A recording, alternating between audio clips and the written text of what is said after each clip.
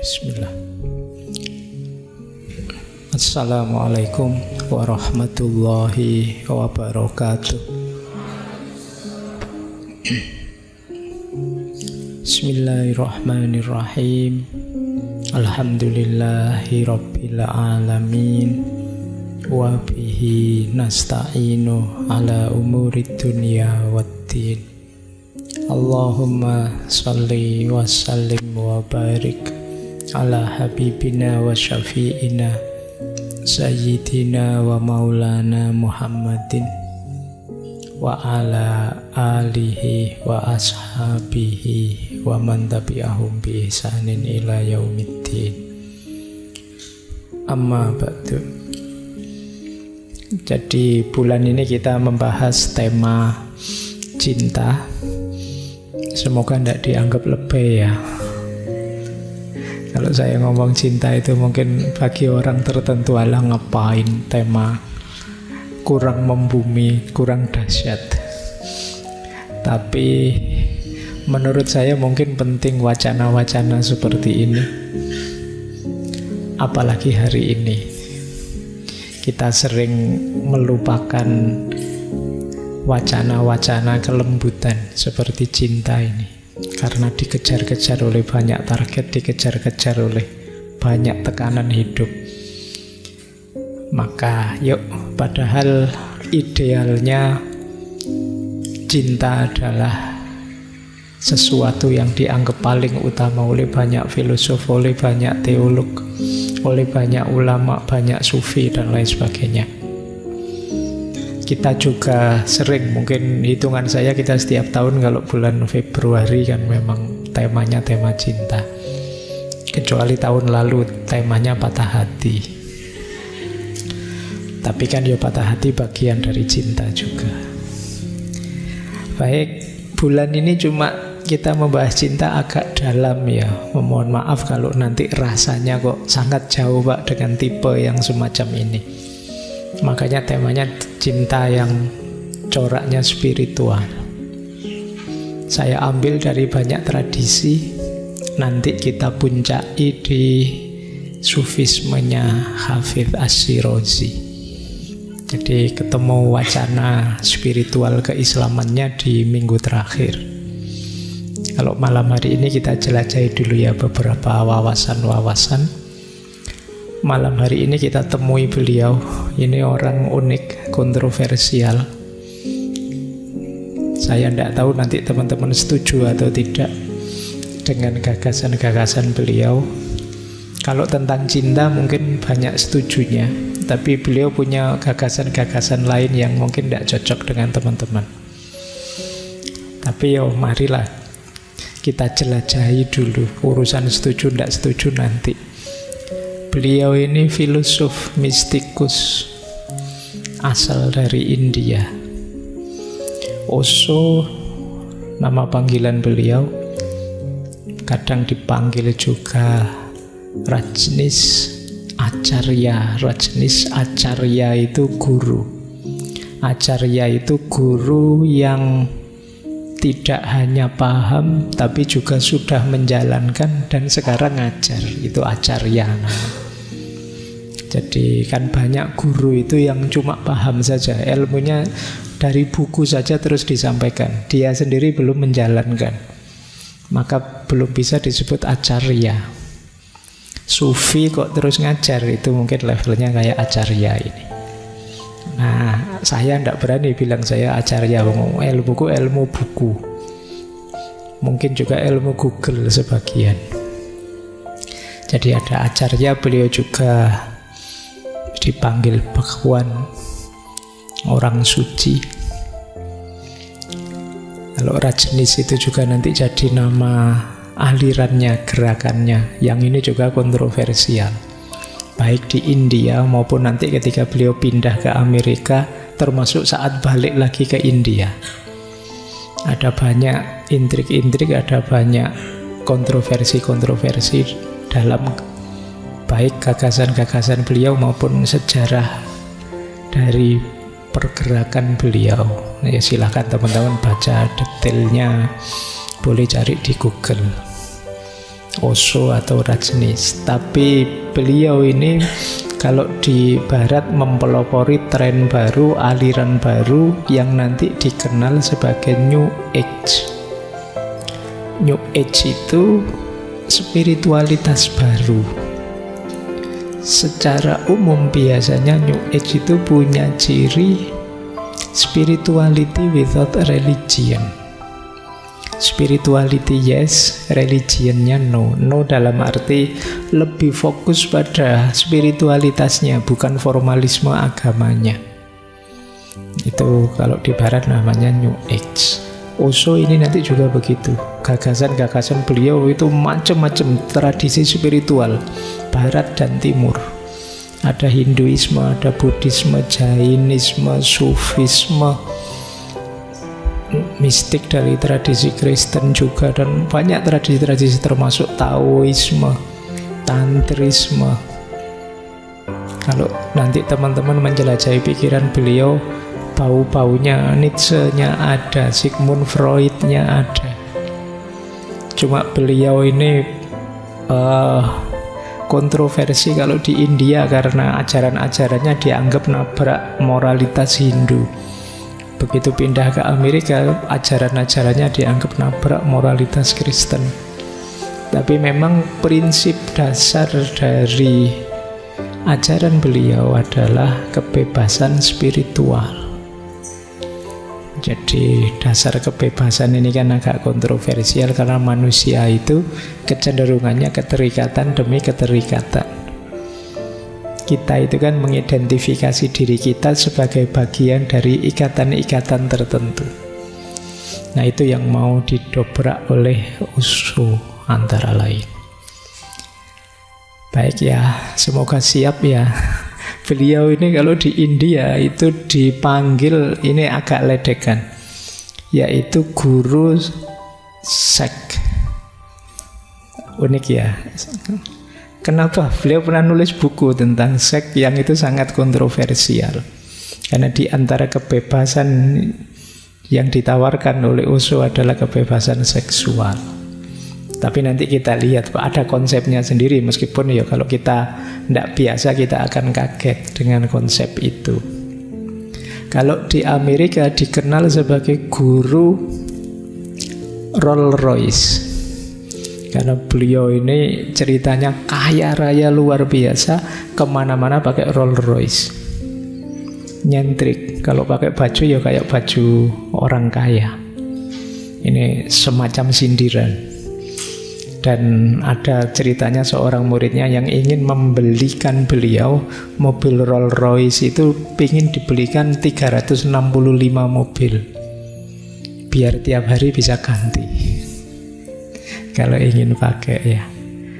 Oke, itu beberapa kontroversi di Amerika. Akhirnya beliau mengalami juga ditangkap, dipenjara, kemudian dideportasi. Sampai kemudian balik lagi ke India, di sana mulai lagi dengan aktivitasnya. Tapi beliau meninggalnya agak muda, usia 58. Kelahiran 31, nanti meninggalnya 90. Ada yang bilang ya meninggalnya beliau ada konspirasinya juga. Baik, dan gagasan-gagasannya sampai hari ini luar biasa. Dicetak dalam banyak buku, tersebar di banyak organisasi, lembaga. Mungkin di Indonesia juga ada mungkin semacam organisasi-organisasi tertentu yang mengafiliasikan diri dengan ajaran-ajarannya Osho. Dan luas gagasannya, cuma malam hari ini kita bahas satu bagian saja, yaitu tentang cinta. Jangan minta saya bahas yang tadi ya, yang bagian seknya. Saya tidak tahu, mungkin ngaji filsafat tidak jodoh dengan itu. Teman-teman mungkin banyak yang tidak tahu. Ngaji filsafat itu sesi keberapa dulu kita pernah membahas tentang Kama Sutra. Mungkin tidak diizinkan sehingga rekamannya gagal. Ngajinya tetap jalan, tapi rekamannya yang gagal. Jadi memang tidak ada rekamannya. Baik. Ya, berarti mungkin sama Allah kalian dianggap belum cukup umur untuk ngaji itu. Oke ya, karena nanti di antara ajarannya Osho itu kan ada namanya ajaran tantra, tantrisme, yang di antara jalan spiritual ada yang lewat aktivitas seksual. Bukan tidak harus dimaknai seks bebas, tapi aktivitas seksual itu bagian dari apa ya, kalau bahasa Islam mungkin ibadah. Jadi jangan berhenti hanya pada rutinitas fisiknya. Anggap itu sesuatu yang sakral, yang bisa mengantarkan kita ke ranah spiritual. Jadi ada pemaknaan-pemaknaan yang mendalam terhadap aktivitas itu. Baik, bismillah ya, kita mulai biar karena materinya agak panjang. Yuk. Saya buka dengan kalimatnya Osho. Tidak ada cinta yang biasa. Cinta itu tidak mungkin biasa-biasa saja. Kalau biasa-biasa maka itu bukan cinta. Menyebut cinta sebagai hal biasa berarti salah memahami seluruh fenomena cinta. Cinta tidak pernah biasa. Cinta selalu luar biasa dan selalu spiritual. Itulah bedanya menyukai dan mencintai. Suka bersifat material dan cinta bersifat spiritual. Ini ada dua ide di quotes ini. Yang pertama, cinta itu pasti luar biasa. Orang yang sedang mencintai, orang yang sedang meluap-luap dalam cinta, dia bisa merasakan luar biasanya cinta. Meskipun bagi yang tidak ngalami, rasanya biasa saja.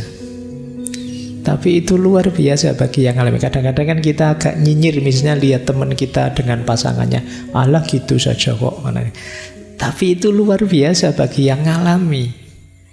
Kalau rasanya biasa-biasa, di situ kata Osho mungkin belum cinta.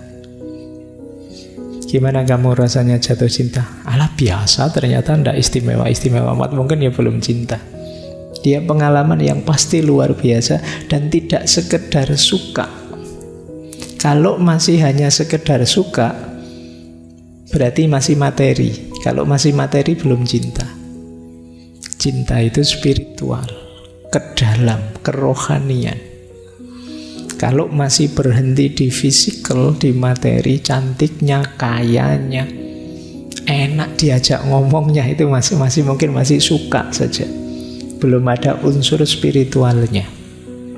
Cinta itu ada unsur spiritualnya, ada unsur rohaniahnya. Nanti uraian sampai belakang itu berhubungan dengan spiritual. Baik, jadi selamat bagi yang sedang jatuh cinta, Anda luar biasa. Bagi yang tidak, ya semoga segera.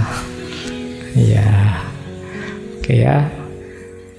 Terus, ini juga quote, saya buka dengan dua quote ini dulu sebelum ke teorinya ya. Orang bilang cinta itu buta karena tidak tahu apa itu cinta.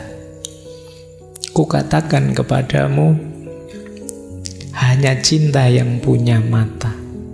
Selain cinta justru semuanya buta. Dunia ini kacau karena orang, kalau mungkin teman-teman sering mendengar ustadz atau ulama bilang, mari kita memandang segala di sekeliling kita dengan ainur rohmah, dengan mata cinta, mata kasih sayang. Disitulah akan terbuka bagi kita indahnya dunia, indahnya manusia, luar biasanya apapun yang terjadi di sekeliling kita. Itu namanya ainur rohmah. Itulah sejatinya melihat. Selama ini mungkin kita melihat sekeliling itu dengan pandangan ambisi, kadang dengan pandangan kebencian, kadang dengan pandangan ego. Bukan ainur rohmah, bukan pandangan yang penuh cinta. Apalagi era kampanye seperti hari ini. isinya pandangan kita itu banyak bencinya. Melihat apapun, apalagi kubu yang berbeda. Kadang-kadang hidup isi pikiran kita itu kan persaingan, keunggulan, kemenangan. Gimana caranya saya nomor satu, yang lain belakangan saja, gimana cara. Itu isi pikiran kita itu. Maka ya cara pandang kita bukan cara pandang cinta, bukan ainur rohmah tadi.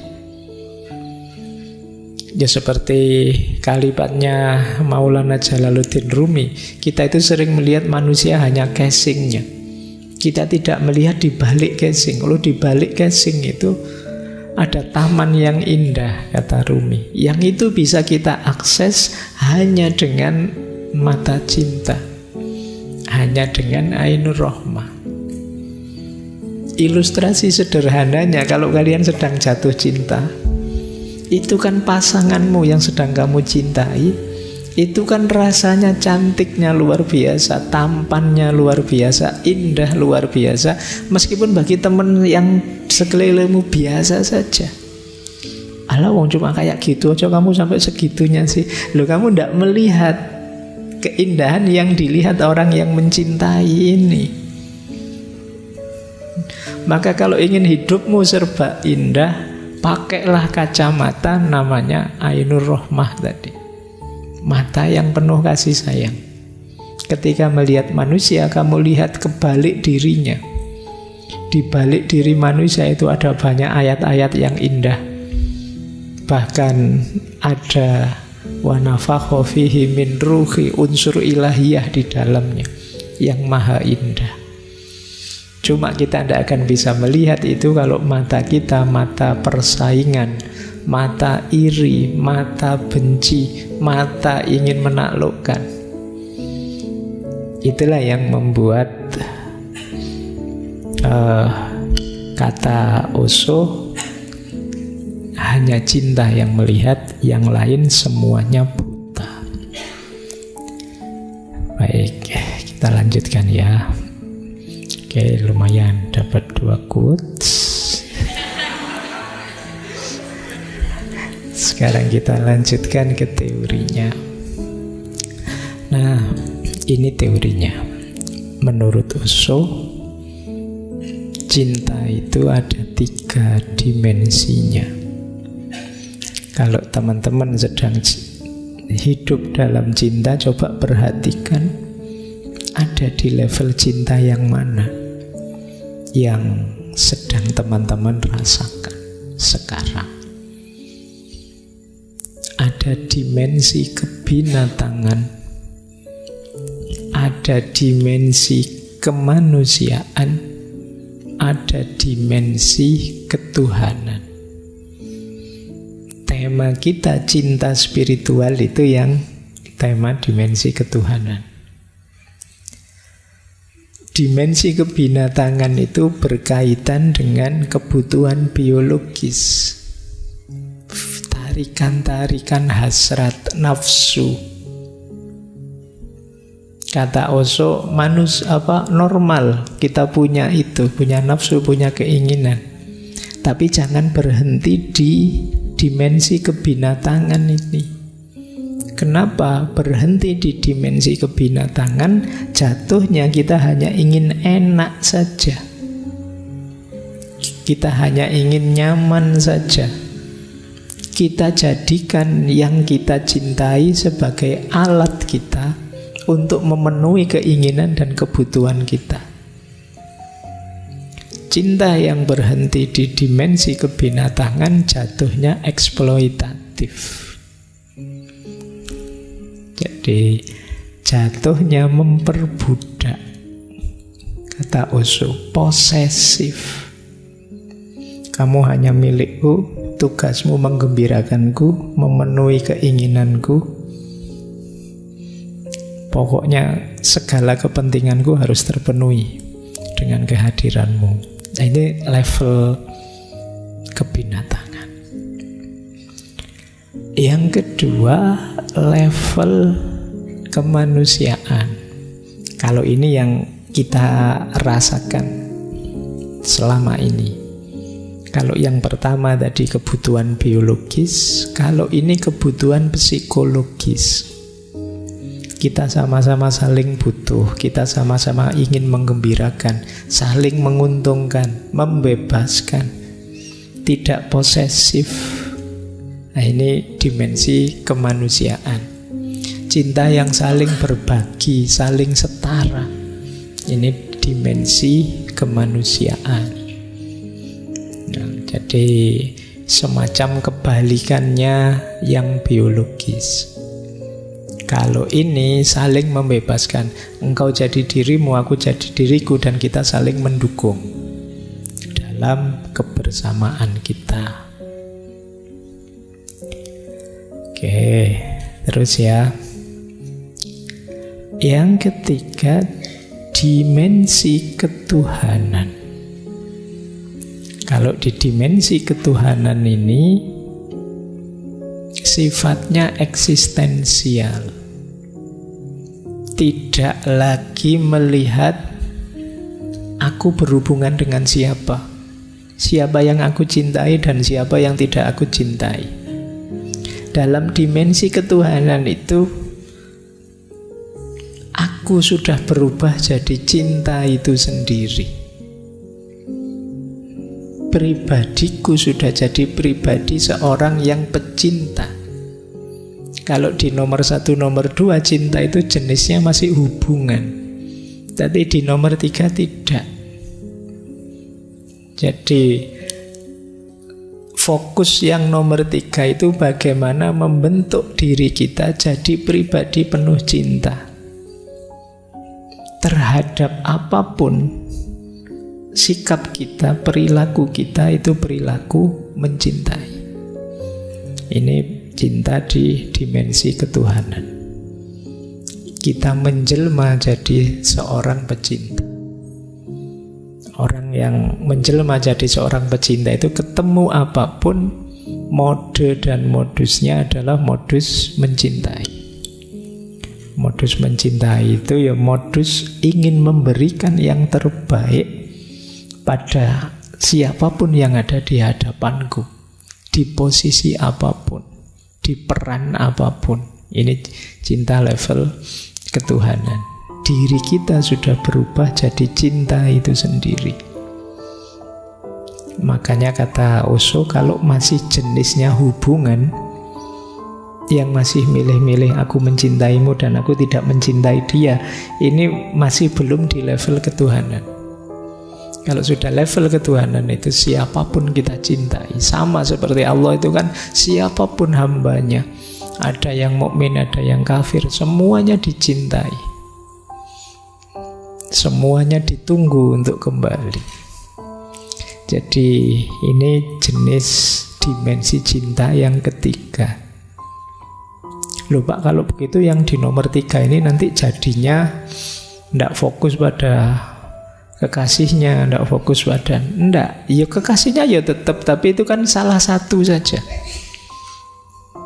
Kalau di yang nomor 2 sama nomor 1 itu kan kamu aku cintai, dan yang ini tidak aku cintai, yang itu tidak aku cintai, yang sana malah aku benci, kan begitu. Tapi begitu pribadimu menjelma seorang pecinta, semuanya aku cintai.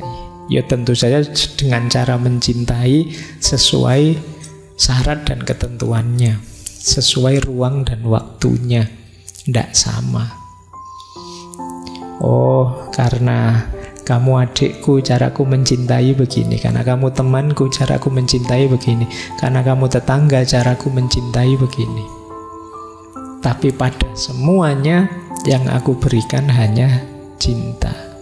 Kenapa begitu? Karena karakterku, pribadiku sekarang berubah menjadi karakter seorang pecinta. Beda dengan yang nomor 2. Kalau yang nomor 2 saya masih hubungan, aku mencintaimu, aku mencintai dia. Kalau sama dia netral saja, kamu sama yang itu malah saya benci. Ini masih variatif, karakterku masih belum terbentuk jadi seorang pecinta. Apalagi yang nomor 1. Yang nomor 1 itu kata Osho malah belum ada cintanya. Yang ada hanya ego yang ingin dipuaskan. Yang jatuhnya kemudian manipulatif, posesif, eksploitatif. Cinta rasanya kayak jadi penjara buat kita. Punya pasangan tambah gak bisa ngapa-ngapain sekarang. Gini gak boleh, gitu gak boleh, kan itu. Karena pasanganmu menuntut dipuaskan terus, kamu juga menuntut dia untuk dia memuaskanmu. Akhirnya saling memenjara, tidak saling membebaskan. Nah, itu yang dikritik oleh Osho. Baik, jadi ini 3 dimensi cinta. Lanjutnya, terus nanti dari banyak konsep-konsepnya Osho bisa kita rinci. Dalam cinta itu ada 3 jenis hubungan. Yang paling berat yang pertama ini, codependent. Nanti ada independent, dan yang ideal yang ketiga namanya interdependent. Codependent itu orang yang kalau mencintai tidak mandiri. Dia tergantung, melekat pada yang dicintainya. Jadi Osho mengkritik orang yang kalau mencintai melenyapkan dirinya, merenyapkan individualitasnya demi yang dicintai, kehilangan kepribadiannya. Dia mengorbankan dirinya dengan cara ingin membahagiakan yang dia cintai. Ini namanya relasi yang codependent. Ini negatif. Kata Osho, orang yang kalau mencintainya seperti ini, ya cinta itu akan jadi beban dalam hidupnya. Dia tidak akan bisa tumbuh, dia bisa kehilangan dirinya. Seperti saya bilang tadi, ini cinta yang jadi penjara. Kita didominasi di situ, kita di penjara, tidak bisa ngapa-ngapain sudah. Ini namanya relasi codependent. Biasanya coraknya sangat posesif. Kita rasanya dikejar-kejar tiap hari untuk membahagiakan yang kita cintai, sampai kehilangan diri kita sendiri. Jadi nanti pasangan kita bilang, aku suka loh kalau kamu pakai baju warna merah. Kamu terus, wah, cepet-cepet ke mall nyari baju warna merah. Aku seneng loh kalau kamu pakai apa gitu. Wah, kamu cepet-cepet gitu. Pokoknya tiap hari kamu dikejar-kejar pikiranmu tentang bagaimana memuaskan yang kamu cintai, sampai lupa dengan dirimu sendiri. Kamu tidak pernah mikir loh, menurutku kalau aku sendiri nyaman tidak sih pakai baju warna merah itu? Aku sendiri merasa srek enggak sih melakukan ini, melakukan itu? Nah, kita enggak mikir ke situ. Kan ada teori cinta yang lain yang bilang yo pecinta sejati itu yo melupakan dirinya. Tapi bagi Osho enggak begitu. Jadi justru cinta yang codependent ini cinta yang lemah, bukan cinta yang sejati. Cirinya apa kodependensi itu? Biasanya tidak tegas, lemah. Kalau ditanya apa-apa, kamu maunya apa? Ah, terserah kamu saja. Pingin apa? Terserah saja. Padahal ya, ini mau, ya ndak apa-apa, maulah. Itu mau, ya ndak apa-apa, mau. Itu kan. Pokoknya terserah lah, kamu pingin apa, aku ikut saja. Nah, ini justru menyusahkan semuanya. Jadi kamu ndak punya pendirian, kamu lemah. Kamu ndak jadi dirimu, padahal mungkin kamu ndak suka, kamu ndak senang. Kemudian biasanya terus komunikasinya tidak sehat, satu arah. Jadi ada yang mendominasi dalam hubungan. Yang satu ingin menyenangkan yang lain saja. Kemudian ada yang diam-diam merasa berkorban.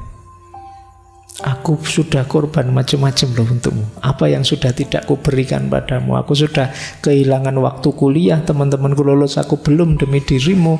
Aku sudah Diam-diam kamu menghitung sendiri itu, bahwa kamu sudah banyak berkorban. Itu alamat kamu ada di jenis codependent. Diam-diam kamu menyalahkan yang kamu cintai. Kalau tidak ada kamu mungkin saya sudah lulus. Kalau tidak ada kamu mungkin aku asik sama teman-temanku nongkrong jalan-jalan. Yang ada kamu saja aku jadi malam mingguku tidak asik misalnya. Tapi kamu tidak berani ngomong. Kalau ketemu dia, gimana yang seneng? Seneng enak gitu. Diam-diam kamu tidak seneng sebenarnya. Itu namanya codependent. Jadi kebebasan mau kamu pasrahkan padanya untuk didominasi. Ini jenis pertama. Ada jenis kedua. Ini lumayan sih, tapi juga belum unggulan. Yaitu jenis hubungan independen. Jenis independen ini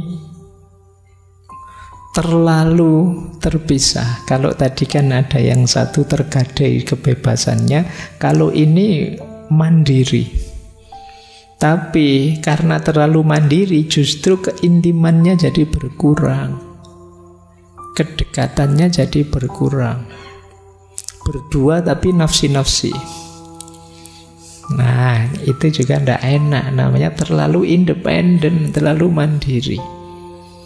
Nanti begitu makan di warung, tak bayar sendiri-sendiri ya, siap gitu. Itu independen namanya. Hitung-hitungan ya kan kita sendiri-sendiri memang, ya boleh. Nah, tidak apa-apa ya, masing-masing dengan versinya. Jadi mungkin diajak makan, kamu mau di mana? Saya mau di warung sana. Kalau kamu, saya yang sini saja. Ya sudah kamu ke sana, saya sini ya. Nah, itu independen namanya. Jadi masing-masing dengan keinginannya, kepribadiannya, individualitasnya sama sekali tidak mau diganggu. Aku yo aku, kamu yo kamu. Mari kita jalan sendiri-sendiri versi kita. Jadinya apa? Ndak harmonis. Mungkin juga ndak romantis. Jadi kalau diajak pakai baju yang coraknya mirip, ndak usah kayak anak yatim aja. Iya bener sih, tapi yo kan pasangan. Oke, ini jenis kedua, namanya independen. Ya bagus, lebih bagus daripada yang codependent, tapi harmoni dan kebersamaannya kurang. Egonya masih kuat, masing-masing biasanya mudah konflik. Seolah-olah bersama, tapi ya rasanya kok tidak saling peduli ya.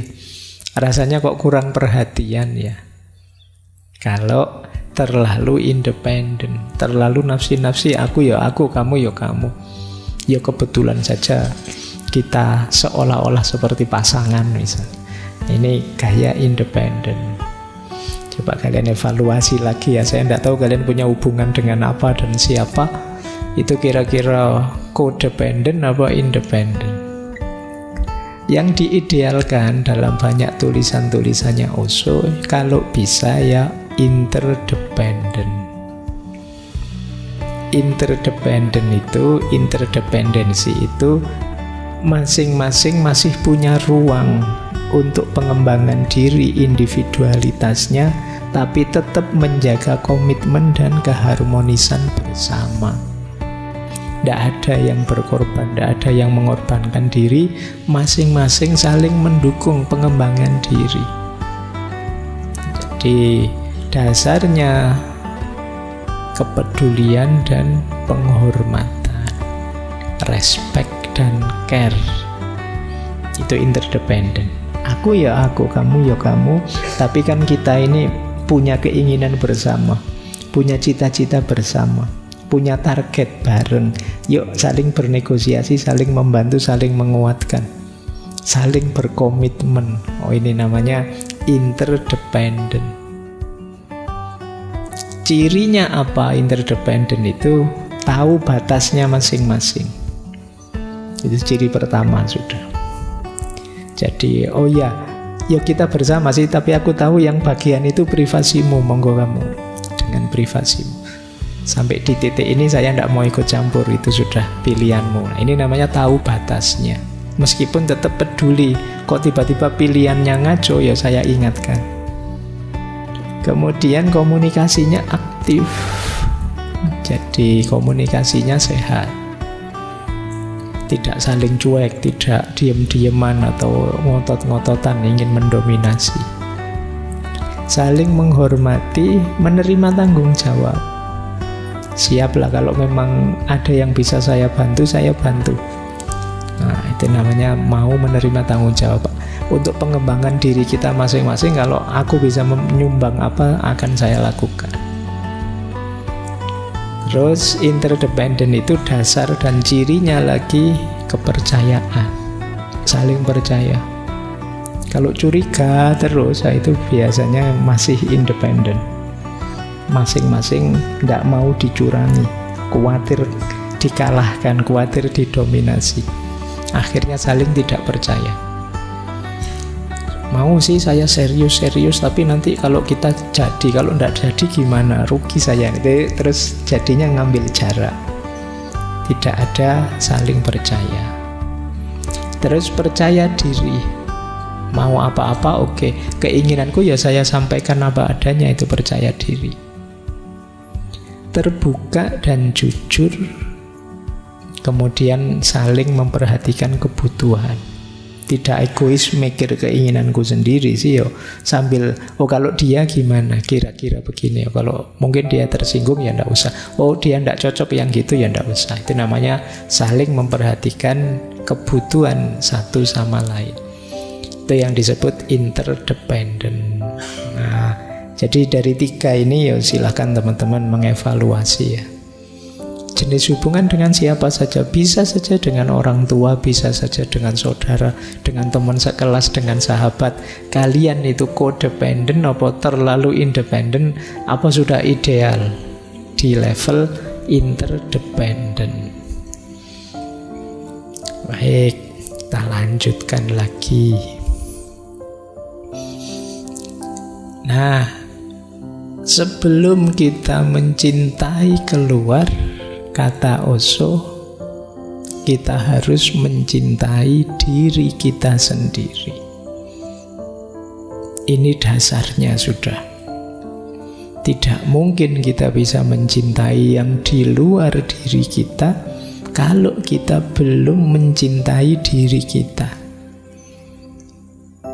Kata Osho, jika seseorang tidak bisa mencintai dirinya sendiri, dia juga tidak bisa mencintai orang lain. Seorang pria yang mencintai dirinya sejati, ibarat melempar kerikil ke dalam danau yang sunyi. Riak melingkar pertama akan muncul di sekitar kerikil, sangat dekat dengan kerikil tersebut. Dan kemudian riak itu akan terus menyebar hingga mencapai pantai terjauh. Jika engkau menghentikan riak yang muncul di dekat kerikil, tidak akan ada riak lain sama sekali. Jadi kalau kita melemparkan batu ke sungai yang airnya tenang, itu kan nanti ada buletan gelombangnya. Yang paling awal paling dekat dengan batunya. Terus tambah luas sampai pinggir. Kalau buletan paling awal tidak mungkin ada buletan gelombang selanjutnya. Yang paling awal itu simbol dari cinta kita pada diri kita sendiri. Kalau kita tidak mencintai diri kita sendiri, bagaimana kita bisa mencintai yang lain? Ada uraian selanjutnya, kata Osho, pria yang mencintai dirinya sendiri akan menghormati dirinya sendiri.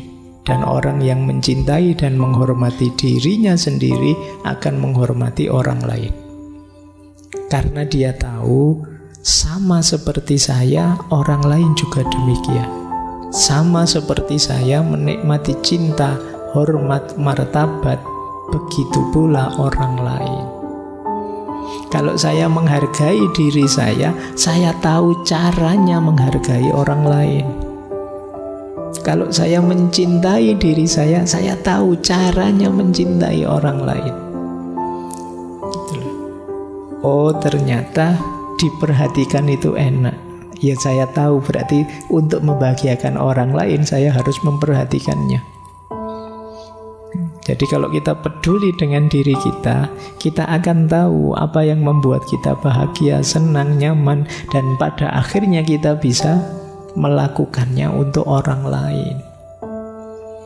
Kalau kita jarang mandi misalnya, terus kita, ternyata tidak mandi 3 hari, tidak apa-apa kok Pak, buktinya saya masih seneng-seneng saja misalnya. Ya kamu akan cenderung misalnya ngasih nasihat ke teman, mau sudahlah, tidak mandi, tidak apa-apa, saya saja contohnya begini. Kamu contohnya dirimu. Jadi kalau kamu menghargai dirimu, kamu tahu caranya menghargai orang lain. Kalian misalnya yang terbiasa apa wis kan ada, kalau ngomong kasar misalnya, lu ternyata ngomong kasar itu asik kok Pak. Akhirnya kan kamu juga kepada temanmu yang lain juga seneng ngomong kasar. Jadi ibaratnya seperti itu cinta diri itu. Kenapa sih Pak kok harus cinta diri kita dulu? Bukankah lebih enak mengutamakan yang lain dulu loh? Kalau kamu beres dirimu, kamu mencintai dirimu, berarti kamu mengelola dirimu ke tahap yang sangat ideal. Ada lebih banyak hal yang bisa kamu lakukan untuk yang di luar dirimu. Kalau kamu tidak peduli dirimu kacau, acak-acakan, apalagi sakit-sakitan, apalagi gimana kamu bisa mencintai yang di luar dirimu? Kamu sakit misalnya, batuk misalnya, kamu tidak peduli kesehatanmu. Akhirnya saya batuk tidak apa-apa, yang penting yang saya cintai bahagia. Gimana bisa bahagia tiap kali deket kamu batuk? Nanti dia malah nutup mulutnya. Aduh, kamu disuruh pulang, pulang aja. Tidak jadi mesra, malah penyakit. Ya kamu tidak mencintai dirimu. Ngomong juga begitu. Kalau kamu seneng ngomong kasar, ya mungkin tidak kerasan orang di sekelilingmu. Itulah dasarnya. Jadi sebelum kita mencintai yang di luar diri, ayo mencintai diri kita sendiri dulu. Ngopeni diri kita, itu amanat pertamanya di situ. Maka kata Osho itu yang paragraf ketiga itu menarik. Sokrates berkata, kenali dirimu. Buddha berkata, cintai dirimu. Kata Osho, Buddha jauh lebih benar. Kenapa? Karena jika kamu tidak mencintai dirimu sendiri, kamu tidak akan mengenal dirimu sendiri. Pengetahuan hanya akan muncul kemudian, cinta yang mempersiapkan landasannya. Kalau kita mencintai diri kita, maka kita akan bisa mengenali diri kita lebih dalam. Tidak bisa ujuk-ujuk mengenali. Cinta harus jadi landasannya. Maka Sokrates benar sih, tapi Buddha lebih benar, kata Osho. Karena mencintai diri akan jadi landasan kita memahami diri kita lebih tepat, lebih benar. Itulah mengapa dasarnya cinta itu self-love, cinta diri. Baik, yuk kita lanjutkan. Terus, cinta itu menurut Osho sudah ada dalam diri kita. Tidak usah kamu cari kemana-mana. Kualitas, karakter, sifat, kemampuan mencintai itu kita sudah bisa. Hanya saja tertimbun oleh banyak hal dalam diri kita, oleh ego kita, oleh ambisi kita, dan lain sebagainya. Maka kata Osho, seringkali aku mengatakan pelajarilah seni mencintai. Tetapi yang aku maksud sebenarnya adalah pelajari seni menghilangkan semua yang menghalangi cinta. Ini adalah proses negasi, ibarat menggali sumur. engkau terus-menerus membuang banyak lapisan tanah, kerikil, bebatuan, dan tiba-tiba ada air. Airnya sebenarnya selalu ada, dia mengalir di bawah. Setelah engkau menghilangkan semua penghalang, air tersedia. Begitu juga dengan cinta. Cinta adalah arus bawah dari keberadaanmu. Memang sudah mengalir, tapi masih banyak bebatuan, banyak lapisan tanah yang harus disingkirkan. Jadi tidak usah khawatir, Pak, saya itu tidak pinter mencintai, Pak, saya itu semua orang pasti bisa. Buktinya kalau kamu jatuh cinta ya tiba-tiba bisa bikin puisi, tiba-tiba pinter nulis puisi patah hati dan lain sebagainya. Jadi kita bisa kok. Yang penakut kalau jatuh cinta tiba-tiba jadi berani.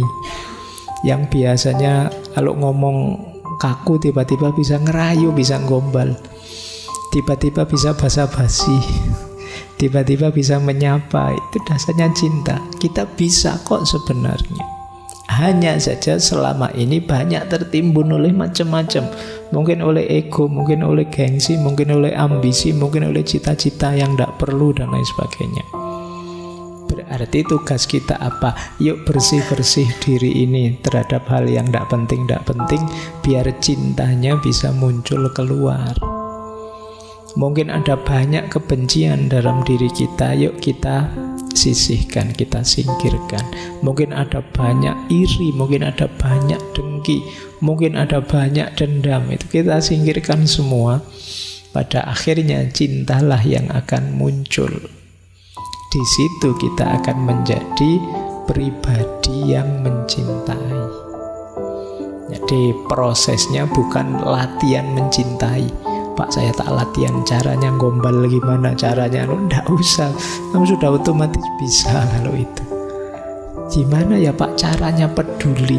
Loh, kalau kamu cinta beneran otomatis muncul kepedulian.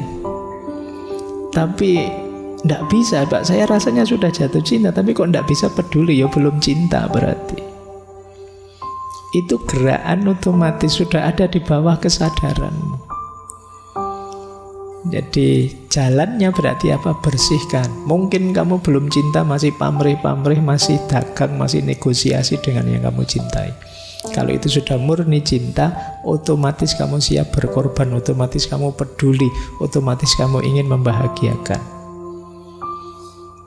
Itulah kata Osho. Terus ini loh antara lain yang sering menutupi cinta kita. Kata Osho, apa yang engkau sebut cinta seringkali bukan cinta.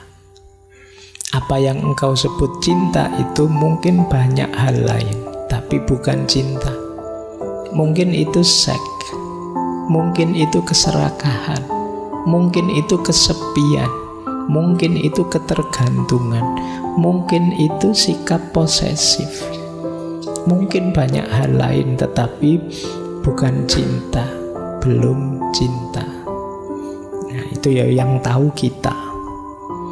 Bilangnya jatuh cinta sih, tapi sebenarnya itu nafsu saja. Kamu ngincer seksnya misalnya, itu kamu yang tahu. Bilangnya cinta sih, tapi ternyata itu sebenarnya kamu serakah saja, pingin pamer, pingin nunjukkan ke temanmu bahwa saya juga sudah laku kok, emangnya kamu saja misalnya. Bilangnya bisa macam-macam, coba kamu cermati. Kata Osho, jangan-jangan itu bukan cinta. Posesif, ingin menunjukkan bahwa saya bisa punya sesuatu, atau itu bukan cinta tapi ketergantungan. Itu bukan cinta, hanya pelampiasan dari kesepianmu saja. Makanya itu yang harus kita bersihkan sehingga cintanya muncul. Kata Osho, cinta itu tidak posesif kok. Cinta itu tidak ada hubungannya dengan orang lain. Cinta itu keadaan. Ini yang cinta level 3 tadi. Cinta itu bukan sebuah hubungan. Satu hubungan mungkin terjadi, tapi cinta tidak sekedar hubungan. Satu hubungan bisa ada, tapi tidak terbatas pada itu saja. Cinta lebih dari itu. Cinta adalah keberadaan. Jika hanya sekedar hubungan, tidak mesti itu cinta. Kan kalian punya istilah hubungan tanpa status. Ya. Jadi kalau sekedar hubungan jangan GR dulu. Jadi kita kan berhubungan iya, tapi kan tidak mesti cinta namanya hubungan, itu bisa macam-macam. Kuncinya apa satu hubungan disebut cinta? Karaktermu berubah jadi karakter seorang pecinta. Kuncinya di situ sebenarnya. Maka fokusnya pada dirimu yang jadi pecinta, bukan siapa yang kamu cintai. Ini dulu teori yang sama disampaikan ketika kita belajar Erich Fromm. Yang lebih penting adalah mengubah diri kita menjadi yang bisa mencintai, bukan siapa yang kita cintai. Monggo saja, kalau kita siap mencintai, ya yang kita cintai akan hadir sendiri. Oke, ini yang kita bersihkan sehingga cinta yang tertimbun di bawah kesadaran akan muncul menjadi penciri kita. Kita menjadi seorang pecinta. Baik, mau saya lanjutkan? Masih kuat? Kuat ya, ngomong cinta-cintaan itu. Ini ilustrasi dari Osho menarik. Kenapa cinta itu jangan hanya kepemilikan? Karena kalau kepemilikan, ini loh yang terjadi. Mula-mula sang suami mencoba menjadikan istrinya sebagai miliknya. Dan begitu istrinya menjadi miliknya, ia pun kehilangan minat. Wong sudah dapat mau apa? Ya kan? Itu yang terjadi. Makanya jauhan. Kan banyak yang bilang sudah menikah terus gegeran itu. Dulu kelihatan apa, sekarang lihat apa. Kan kita begitu. Lu dulu belum dapat, makanya dikejar-kejar. Sekarang sudah dapat, sudah dinikah. Selesai tantangannya. Kehilangan minat, tidak menantang lagi. Oh, ini yang sering jadi masalah. Kok bisa begitu, Pak? Karena cinta dimaknai sekedar kepemilikan. Kepemilikan itu kalau sudah dimiliki kan selesai. Kalau kata Ki Ageng Suryo Mentaram, manusia itu ingin sesuatu, kalau sudah diperoleh mulur keinginannya, tidak mungkin selesai di situ. Kalau sudah diposes, sudah dimiliki, ya dia ingin miliki yang lain. Jadi jangan memaknai cinta hanya sebagai kepemilikan. Itu kan banyak yang tanya ke saya, Pak, cinta harus memiliki enggak, Pak? Iya, boleh saja cinta itu memiliki, tapi jangan dimaknai cinta sekedar kepemilikan. Kalau tidak, ceritanya seperti itu. Jadi begitu istrinya menjadi miliknya, dia kehilangan minat. Kata Osho, ada logika tersembunyi di baliknya. Karena puncak kepentingannya adalah memiliki, sekarang semuanya sudah selesai. Dan dia ingin mencoba wanita lain sehingga dia dapat melakukan perjalanan untuk kepemilikan lagi, nyari tantangan baru. Makanya kan kadang-kadang banyak, ini gimana sih orang ini sudah nikah, istrinya ya cantik, keluarganya rasanya baik-baik saja, ya kaya, kok ya mau-maunya nyari yang lain, selingkuh. Selingkuhannya lebih di bawahnya lagi. Ya mungkin itu bagian dari tantangan baru. Karena yang di rumah sudah selesai. Kelirunya di mana? Pemaknaanmu terhadap cinta hanya sebagai kepemilikan. Ya kepemilikan ya kalau sudah dimiliki sudah. Yo, semakin banyak kepemilikannya ya nanti semakin kaya kan. Sederhananya kan begitu. Wong manusia itu kalau urusan kepemilikan kan kata Al-Quran, alhaakumut takasur. Jadi tidak ada berhentinya. Ingin lebih lagi, ingin lebih lagi. Baik, maka ya kalimat ilustrasi ini menegaskan ndak, cinta jangan hanya dimaknai sekedar posesif, kepemilikan. Lanjut. Osho juga menjelaskan cinta yang dewasa. Cinta itu tanda orang sudah dewasa. Cinta yang dewasa, kata Osho, manusia menjadi dewasa saat dia mulai mencintai, bukan saat dia mulai membutuhkan sesuatu. Titik tekannya agak berbeda. Yang pertama, penekanannya pada bagaimana mendapatkan lebih banyak. Yang kedua, penekanannya pada bagaimana memberi lebih banyak dan memberi tanpa syarat. Inilah pertumbuhan atau kedewasaan. Orang dewasa itu berarti bagi Osho, coba dilihat dia bisa mencintai enggak? Mencintai itu berarti sudah rela berkorban, rela memberi tanpa syarat enggak? Kalau teman-teman sudah bisa melakukan ini berarti sudah dewasa. Kalau hanya ingin meraih untuk memenuhi keinginan egois kita, itu sebenarnya menunjukkan kita belum dewasa. Jadi tidak sekedar akalnya jalan. Kalau akalnya jalan masih egois, ya belum dewasa sebenarnya. Ukuran dewasa itu, kata Osho, bisa mencintai. Jadi tidak mencari untuk kepentinganku, tapi berbagi pada yang lain. Orang kok sudah rela berbagi pada sesamanya, pada yang lain, berarti ini kan mencintai namanya, dia sudah dewasa. Tapi kalau hidupnya masih sibuk mengejar ini, mengejar itu untuk kesenangannya sendiri saja, dia belum dewasa, masih anak-anak. Nah, kalian boleh ngitung ya, dirimu sudah dewasa atau belum. Jadi tidak sekedar dihitung dari sudah sunat apa belum, usianya berapa, enggak. Kalau di Osho sudah bisa berbagi apa belum. Kalau belum, ya belum dewasa. Nah, orang dewasa itu cirinya bisa memberi. Baik, jadi cinta berarti tanda kedewasaan seseorang. Lanjutkan lagi. Kalau orangnya belum dewasa tapi mencintai gimana, Pak? Berarti sudah jatuh cinta sih, tapi masih belum rela berbagi. Masih ingin pamrih-pamrih dia peroleh dari cintanya. Kata Osho, orang yang belum dewasa kalau jatuh cinta, dia akan menghancurkan kebebasan yang lain, menciptakan perbudakan, menjadikan penjara. Kebalikannya, orang dewasa yang jatuh cinta, dia akan membantu untuk bebas, saling membantu, menghancurkan segala macam perbudakan.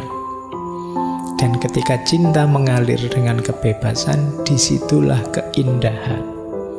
Namun kalau cinta mengalir dengan ketergantungan, disitulah keburukan. Jadi kalau orang masih kanak-kanak, belum dewasa kok jatuh cinta, biasanya masih sangat egois, maka cinta itu akan jadi sarana hegemoni, dominasi, perbudakan, penjara. Karena yang dia cintai akan dia posisikan hanya sebagai alatnya dia untuk memenuhi kebutuhan dan kepentingannya. Sementara orang dewasa yang mau berbagi tadi, itu kalau jatuh cinta, pada akhirnya justru akan bisa membebaskan yang dicintai. Jadi memberikan yang terbaik pada yang dicintai. Disitulah nanti akan kelihatan indahnya cinta. Jadi itu bedanya. Jadi teman-teman ada di mana dalam cinta, ya saya tidak tahu, tapi semoga semuanya sudah dewasa ya. Apalagi sudah mahasiswa, semoga rela berbagi. Ini kalau diomongkan gampang, tapi dalam prakteknya kadang kita itu punya kadar kepelitan kita masing-masing. Entah dalam hal apa, itu sisi egoisnya kita. Ayo latihan berbagi.